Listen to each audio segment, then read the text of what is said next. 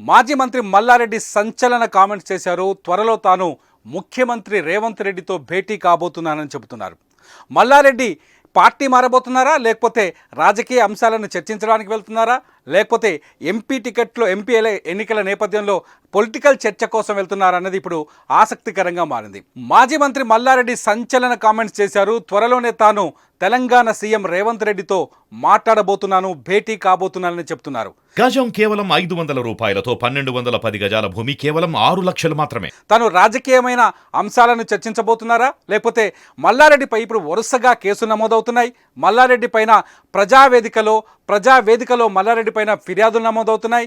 మల్లారెడ్డి భూములు కబ్జా చేశారని చెప్పేసి అనేక మంది బాధితులు ప్రజావేదికలో ఫిర్యాదులు చేస్తున్నారు.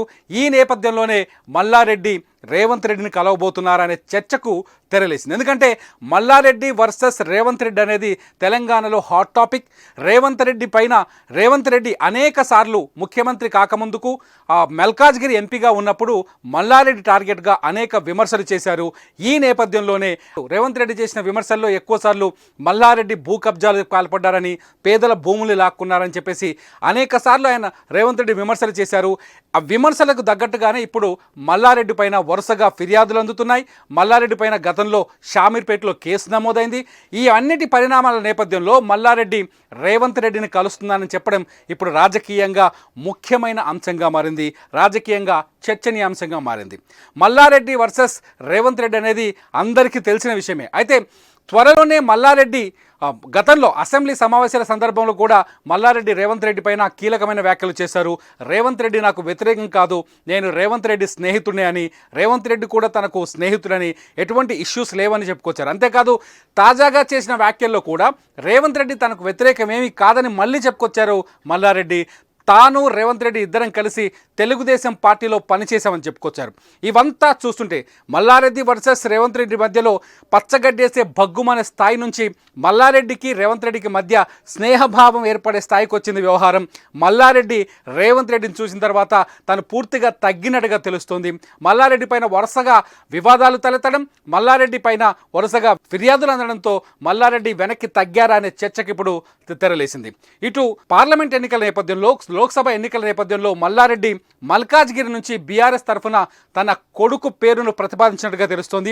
బీఆర్ఎస్ అధిష్టానం మల్లారెడ్డినే మల్కాజ్గిరి ఎంపీగా పోటీ చేయమని సూచించినట్టుగా తెలుస్తోంది. అయితే మల్లారెడ్డి మాత్రం తనకు కాకుండా తన కొడుకు టికెట్ ఇవ్వాలని కోరానని కొద్దిసేపటి క్రితమే ఆయన స్పష్టం చేశారు. ఈ నేపథ్యంలో ఈ పొలిటికల్ వ్యవహారాలు కూడా రేవంత్ రెడ్డితో మల్లారెడ్డి చర్చించే అవకాశం ఉందా అన్నది ఇప్పుడు ఆసక్తికరంగా మారింది. ఒకవేళ మల్లారెడ్డి రేవంత్ రెడ్డిని కలిస్తే ఏం జరగబోతుంది? రేవంత్ రెడ్డి మల్లారెడ్డితో ఏ అంశాలు చర్చించబోతున్నారు? మల్లారెడ్డి ఏ అంశాలని రేవంత్ రెడ్డి ముందుకు తీసుకోబోతున్నారు?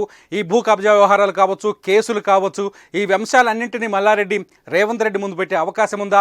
ఒకవేళ మల్లారెడ్డి అంశాలంతా ముఖ్యమంత్రి దృష్టికి తీసుకెళ్తే అతను తగ్గే అవకాశం ఉందా? ఇద్దరి మధ్య వారు అలాగే కొనసాగుతుందా, లేకపోతే ఇద్దరి మధ్య సయోధ్య కుదురుతుందా అన్నది ఇప్పుడు ఆసక్తికరంగా మారింది.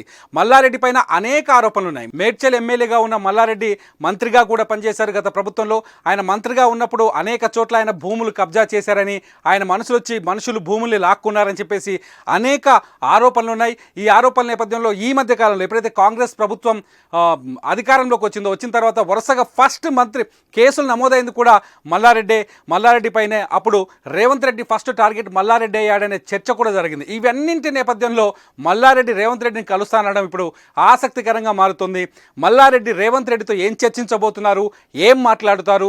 ఈ భూముల వ్యవహారం మాట్లాడతారా, లేకపోతే రాజకీయం మాట్లాడతారా, లేకపోతే మేడ్చల్ నియోజకవర్గం అభివృద్ధి కోసం నిధులు కేటాయించమని మాట్లాడతారా అన్నది ఇప్పుడు చర్చనీయాంశంగా మారింది. సాధారణంగా ప్రతి బీఆర్ఎస్ ఎమ్మెల్యేలు, ఇప్పటికే చాలామంది బీఆర్ఎస్ ఎమ్మెల్యేలు రేవంత్ రెడ్డిని కలిశారు, విష్ చేశారు బొకేలు తీసుకెళ్లి, తమ నియోజకవర్గం కోసం, తమ నియోజకవర్గాల అభివృద్ధి కోసం, నిధుల కోసం ముఖ్యమంత్రి రేవంత్ రెడ్డితో భేటీ అయ్యారు. సాధారణంగా ఇది సహజమైన ప్రక్రియనే. ఎమ్మెల్యేలు ముఖ్యమంత్రిని కలవడం అనేది రొటీన్గా జరిగే ప్రాసెసే. అయితే కాంగ్రెస్లోకి బీఆర్ఎస్ నుంచి భారీగా వలసలుంటాయని ఎవరైతే మంత్రి కోమటిరెడ్డి వెంకరెడ్డి కీలకమైన వ్యాఖ్యలు చేశారు కొన్ని రోజుల క్రితం, కాంగ్రెస్లోకి బీఆర్ఎస్ నుంచి భారీగా వలసలుంటాయని, దాదాపు 30 మంది ఎమ్మెల్యేలు కాంగ్రెస్ పార్టీలో చేరేందుకు సిద్ధంగా ఉన్నారని చెప్పేసి కోమటిరెడ్డి వెంకటరెడ్డి వ్యాఖ్యలు చేసిన నేపథ్యంలో మల్లారెడ్డి ఎటువైపు ఉంటాడు, మల్లారెడ్డి కూడా గతంలో కాంగ్రెస్ పార్టీలోకి వస్తారని ఒక చర్చ జరిగింది. మల్లారెడ్డి అల్లుడు రాజశేఖర్ రెడ్డి మల్కాజ్గిరి ఎమ్మెల్యేగా ఉన్నారు.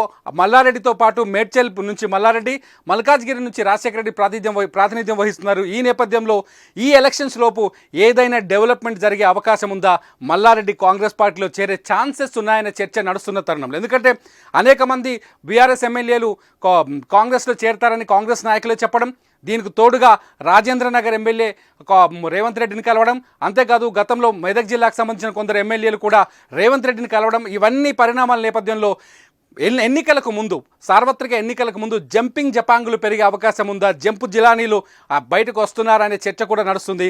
ఈ తరుణంలోనే మల్లారెడ్డి రేవంత్ రెడ్డిని కలవబోతున్నారని ప్రకటించడం రాజకీయంగా కొంత ఆసక్తిని రేకెత్తిస్తుంది. ఏంటి, పార్టీ మారడానికి కలుస్తున్నాడా, లేకపోతే భూముల వ్యవహారంలో నమోదవుతున్న కేసులన్నీ పరిష్కరించుకోవడానికి కలుస్తున్నాడా, లేకపోతే రేవంత్ రెడ్డితో సయోధ్య కుదుర్చుకోవడానికి కలుస్తున్నాడా అనేది ఇప్పుడు పొలిటికల్గా హాట్ టాపిక్గా మారుతుంది. చూద్దాం మల్లారెడ్డి రేవంత్ రెడ్డి భేటీ తర్వాత ఎటువంటి విషయాలు బయటకు వస్తాయో.